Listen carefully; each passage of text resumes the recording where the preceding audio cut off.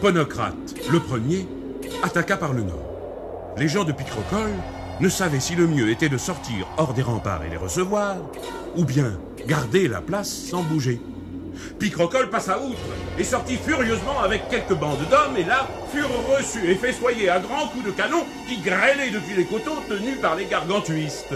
Ceux du château les appuyaient du mieux qu'ils pouvaient et s'étaient tous massés du côté de l'attaque, tirant à boulets rouges sur l'artillerie adverse afin de maintenir leur roi en sauvegarde. Et tous visaient Gargantua à la tête, pour ce qui celle dépassait de beaucoup la cime des arbres. Et Simonu tirait contre lui qu'il s'écria: Ponocrate, mon ami, ces mouches ici m'aveuglent. Baillez-moi quelques rameaux de saule pour les chasser. Ponocrate l'avisa que les mouches n'étaient autres que les coups d'artillerie qu'on tirait du château. Une escouade picrocoline donna fièrement sur nos gens.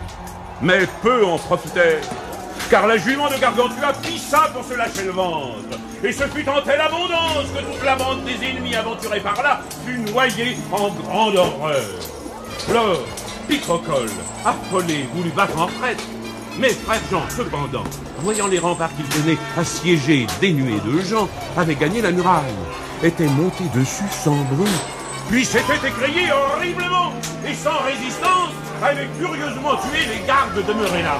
Ensemble, avec ses hommes d'armes, ils avaient envahi la place qui s'était aussitôt rendue à leur merci. Puis, par la porte septentrionale, le moine, sans attendre, était ressorti prendre Picrocole à revers. Le triste sire et ses gens, voyant que tout était désespéré, prirent la fuite en tous sens. Lors, frère Jean les poursuivit, tuant et massacrant tous les fuyards qu'il attrapait, sans épargner personne. Aux uns, de son braquebard, coupait entièrement les veines jugulaires et les artères spagitiques, jusqu'aux 2 amygdales, et retirant le coup porté, entr'ouvrait la moelle spinale entre la seconde et la tierce vertèbre. Aux autres, de son bâton de croix, tranchait la tête par la commissure sagittale, enlevant une grande partie de l'os caudal, fendait les 2 méninges, ouvrait profondément les ventricules postérieurs du cerveau. Les crânes demeuraient pendant par derrière sur les épaules, attachés par la peau en forme de bonnet doctoral, noir par-dessus, rouge par-dedans. Les ennemis, affolés, ressemblaient à des ânes qui ont au cul un temps ou une mouche qui les pique. Ils couraient çà et là sans respirer ni pardon de repos, dépourvus de sens et poursuivis par une terreur panique. Passant sous un noyer, frère Jean embrocha la visière de son aume à une grosse branche. Ce nonobstant, il donna fièrement des éperons à son cheval, lequel était chatouilleux, et bondit en avant.